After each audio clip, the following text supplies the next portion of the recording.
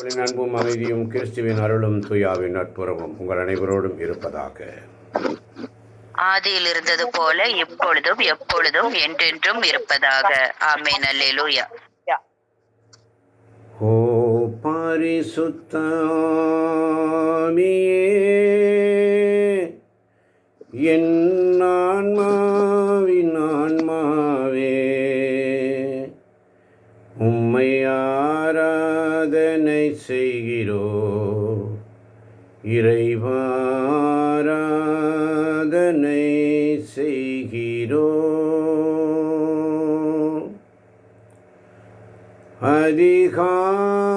அதிகாலையில் உம் திருமுகம் தேடி அர்ப்பணித்தேன் என்னையே. ஆராதனை துதி ஸ்தோத்திரங்கள் அப்பனே உமக்கு தந்தே. ஆராதனை ஆராதனை ஆராதனை ஆராதனை ஆராதனை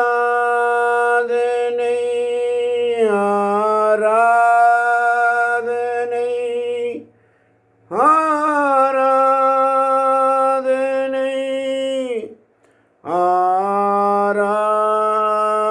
ஆராதனை ஆராதனை. அன்பர் இயேசு ராஜனுக்கே, ஆவியான தேவனுக்கே, இந்த நாளில் ஒரு நிமிடமும் உந்தன் நினைவால் நிரம்ப வேண்டும். இந்த நாளின் ஒவ்வொரு நிமிடமும் உந்தன் நினைவால் நிரம்ப வேண்டும். என்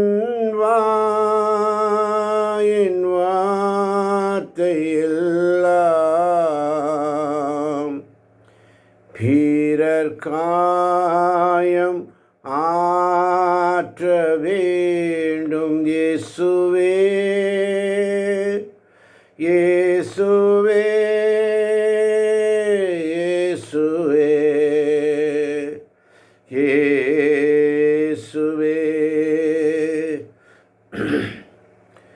பரிசுத்த தேவனே, வல்லமை மிக்க பரிசுத்த தேவனே, நித்திய பரிசுத்த தேவனே, எங்கள் மீதும் அகில உலகின் மீதும் இரக்கமாயிரும் இரக்கமாயிரும்.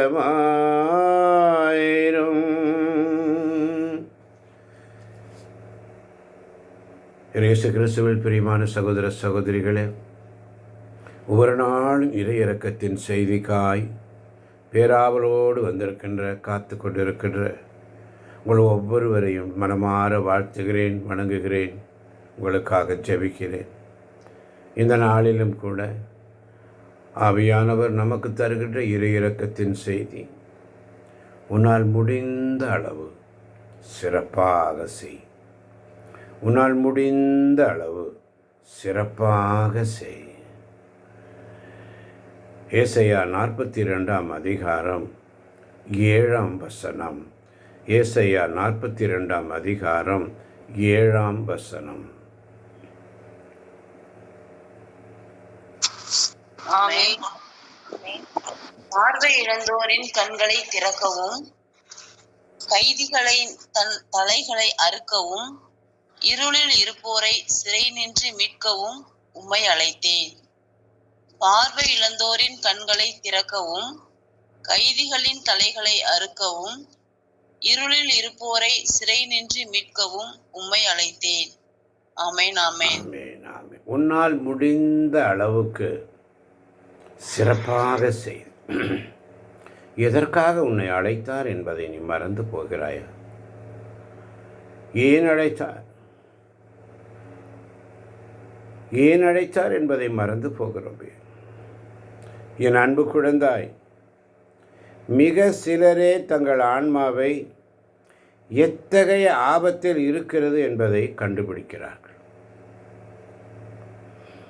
அதை அறியாதவர்கள் தங்களுக்கு நீண்ட வாழ்நாள் உள்ளது என்று சாத்தானால் ஏமாற்றப்பட்டு தங்கள் ஆன்மாக்களின் அவசர தேவையை உணர்வதில் இருந்து தடுக்கப்படுகிறார்கள். இத்தகைய ஆன்மாக்கள் அருளின் பாதைக்கு திரும்ப வேண்டும் என்று நான் அழுகிறார். ஆவியானவர் என்று மிக வேதனையோடு அழுகிறார் நம்மை பார்த்து. என் அன்பு குழந்தாய், மிக சிலரே தங்கள் ஆன்மாவை எத்தகைய ஆபத்தில் இருக்கிறது என்பதை கண்டுபிடிக்கிறார்கள். அதை அறியாதவர்கள் தங்களுக்கு நீண்ட வாழ்நாள் உள்ளது என்று சாத்தானால் ஏமாற்றப்பட்டு தங்கள் ஆன்மாக்களின் அவசர தேவையை உணர்வதில் இருந்து தடுக்கப்படுகிறார்கள். சாத்தானால் ஏமாற்றப்பட்டு.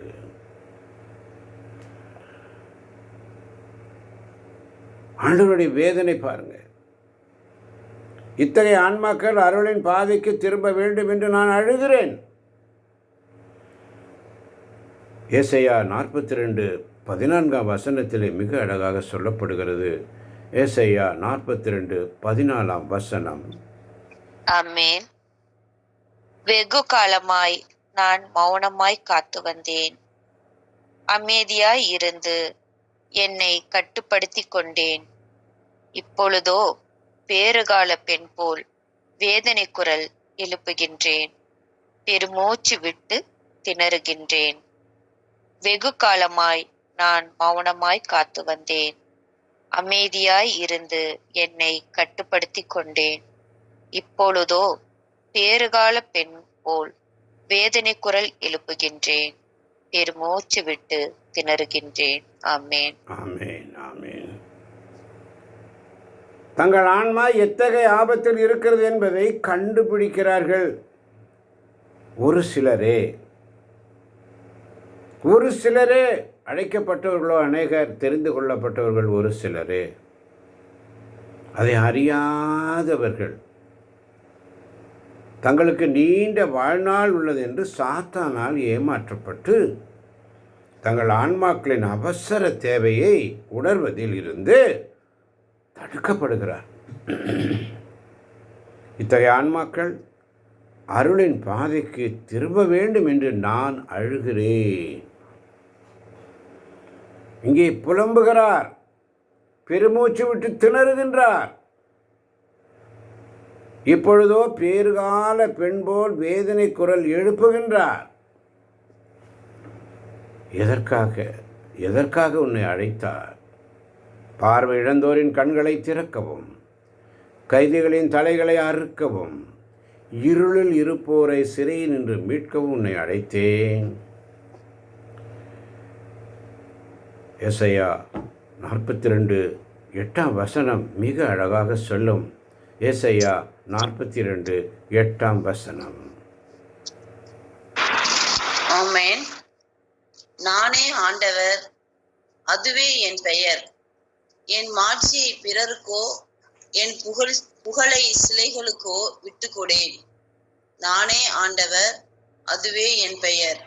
என் மாட்சியை பிறருக்கோ என் புகழை சிலைகளுக்கோ விட்டுக்கொடேன். ஆமென். ஆமென். ஏனென்றால் சகிக்காத கடவுள், சிலை வழிபாட்டை சலிக்காத கடவுள், வேற்று தெய்வங்களை வணங்குவதை சகிக்காத கடவுள் தாங்க மாட்டார். என் மனவேதனை, பேறுகால பெண் போல் என்னுடைய வேதனை குரலை எழுப்புகிறேன். மகளே, என் சிலுவை பாரத்தால் நான் வீழ்ந்து போனேன். 3 முறை வீழ்ந்து போனேன். ஆனாலும் நான் எழுந்து நடந்தேன். உன்னுடைய வாழ்க்கையில் நீ விழுந்து போகிறாயா? பாரத்தோடு வீழப் போகிறாயா? நான் உன்னை தாங்குவேன், நான் உன்னை சுமப்பேன், நான் உனக்கு வலிமை அளிப்பேன் என்று சொன்னவர் நம் அருகில் இருக்கிறார் என்பதை நாம் உணர வேண்டும். என் சிறிய குழந்தையே, தோல்வியை குறித்து பயப்படாதே. நீ முயற்சி செய்யும்போது ஆண்டவரின் ஆசீரை பெற்றுக்கொள்கிறாய். உன்னால் முடிந்த அளவு சிறப்பாக செய். கடைசி வரை பந்தயத்தில் ஓடு. நல்லவளாக இருக்க உன்னால் இயன்ற அளவு முயற்சி செய். என் குழந்தாய், மீதியை நான் பார்த்துக்கொள்வேன். ஒரு நல்லவராக இருக்க உன்னால் இயன்ற அளவு முயற்சி செய். எனவே நீ ஒருபோதும் அதைரியப்பட்டு அழாதே. ஒருபோதும் அதைரியப்பட்டு தைரியம் இல்லாமல் மனவேதனை பாரத்தால் அழாதே. இது சாத்தானின் வேலை. அவன்தான் அனைத்தையும் தவறாக காண்பிப்பான். அதன் வழி உன்னை ஒரு கையறு நிலைக்கு கொண்டு செல்வான். என்னை நினைத்துக்கொள். உனக்கு எவ்வாறு எனது உதவியையும் சிறப்பான அன்பையும் தருகிறேன் என்று நினைத்துப்பார். செபி. மகனே, மகளே, சகோதரனே, சகோதரியே, ஜெபி. நான் உன்னை ஆசீர்வதிக்கிறேன் என்று சொல்லி ஆண்டவர் ஏசாயா 41:13 மிக அழகாக சொல்லும். ஏனெனில்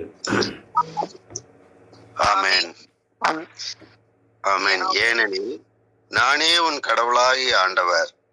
உன் வலக்கையை பற்றி பிடித்து அஞ்சாதே, உனக்கு துணையாய் இருப்பேன் என்று உன்னிடம் சொல்பவரும் நானே. ஏனெனில் நானே உன் கடவுளாகிய ஆண்டவர். உன் வலக்கையை பற்றி பிடித்து அஞ்சாதே, உனக்கு துணையாய் இருப்பேன் என்று உன்னிடம் சொல்பவரும் நானே. ஆமென். நானே உன் கடவுளாகிய ஆண்டவர். உன் வலக்கையை பற்றி பிடித்து அஞ்சாதே, உனக்கு துணையாக இருப்பேன் என்று உன்னிடம் சொல்பவரும் நானே. அஞ்சாதே, உன்னால் முடிந்த அளவு சிறப்பாக செய். இந்த தியானத்திற்கு இன்று ஆண்டவர் கொடுத்த இறையிறக்கத்தின் செய்தி. நாம் எந்நிலையில் இருக்கிறோம்.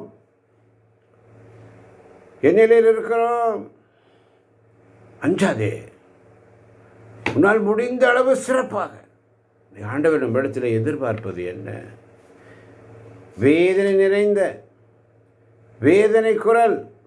ஒரு பெண் போல், பேறுகால பெண் போல் வேதனை குரல் எழுப்புகிறார். பெருமூச்சு விட்டு திணறுகிறேன் என்று சொல்கிறார். ஆண்டவரிடத்தில் ஒப்பு கொடுங்க.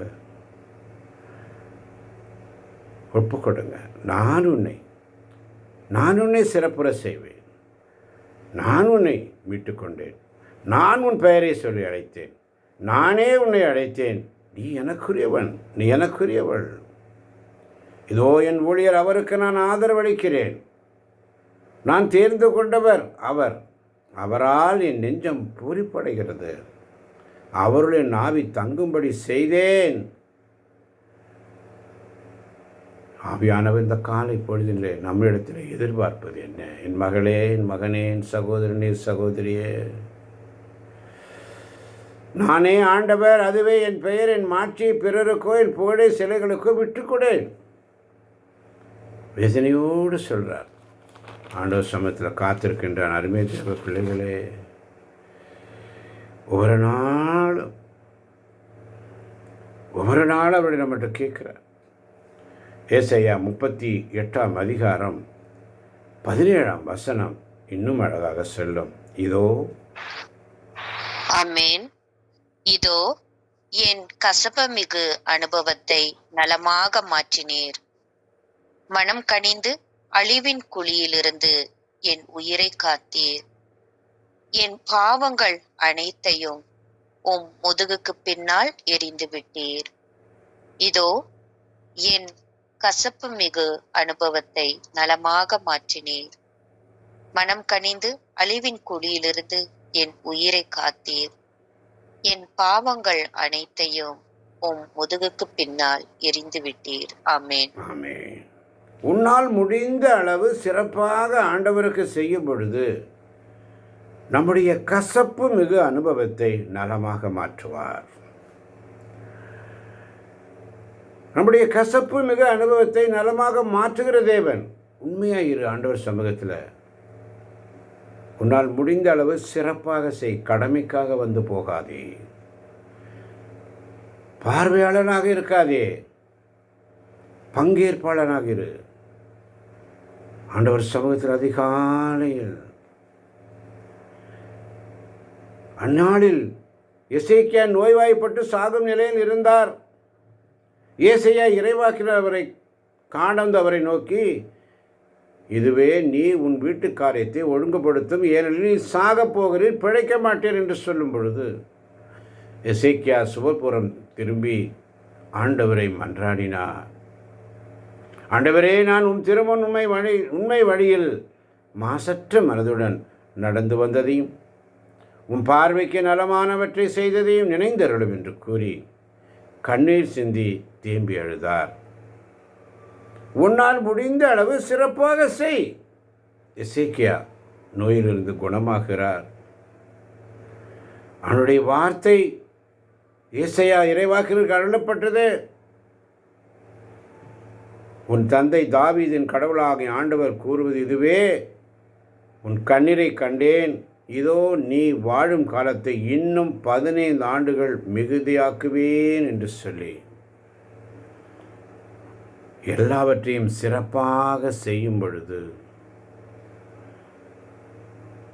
ஏசாயா 38ஆம் அதிகாரம் 19ஆம் வசனத்தில் இன்னும் அழகாக சொல்லப்படுகிறது. நான் இன்று உம்மை புகழ்வது போல்.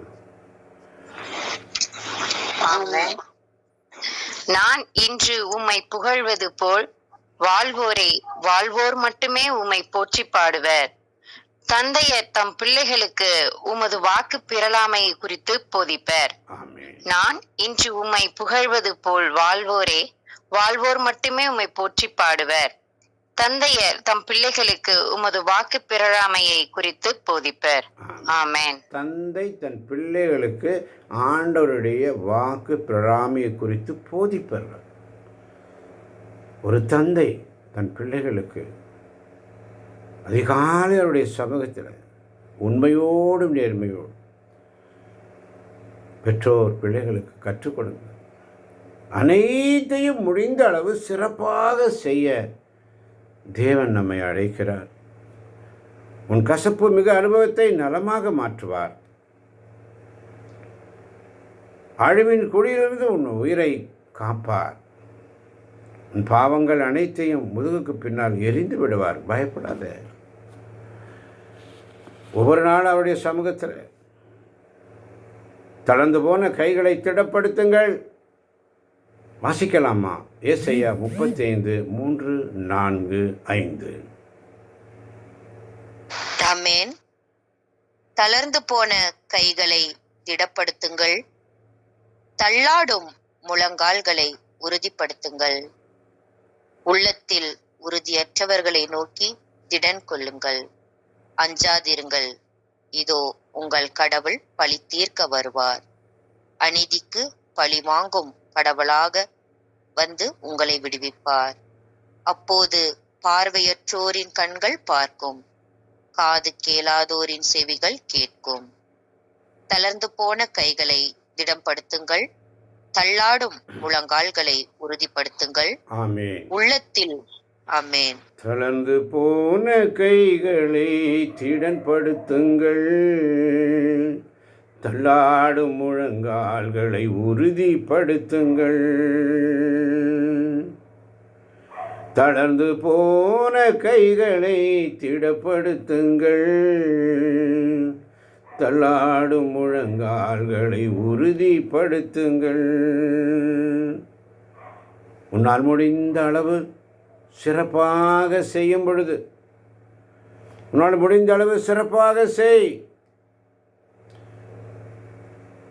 ஆண்டவருடைய சமூகத்தில் உண்மையோடும் நேர்மையோடும் ஆண்டவருக்காக ஊழியம் செய்யும் பொழுது சிறப்பாக செய்யும்படி இந்த நாளின் இறையிறக்கு செய்தி நமக்கு தரப்பட்டிருக்கிறது.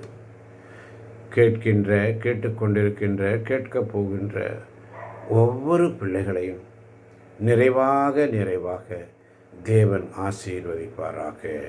ஆமேன், ஆமேன், ஆமேன். ஆமென், ஆமென், ஆமென்.